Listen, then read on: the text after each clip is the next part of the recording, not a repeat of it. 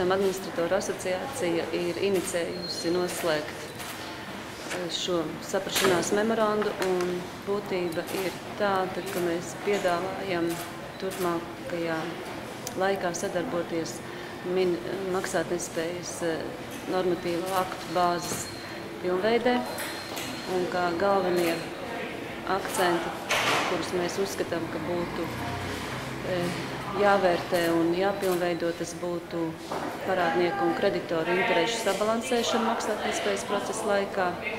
Būtisks aspekts ir risināt maksātnespējīgu uzņēmumu darbinieku problēmas, kas noteikti ir ļoti sociāli jūtīgas. Un tāpat arī ļoti svarīgs aspekts ir visu kreditoru interešu aizsardzību maksātnespējas procesa laikā.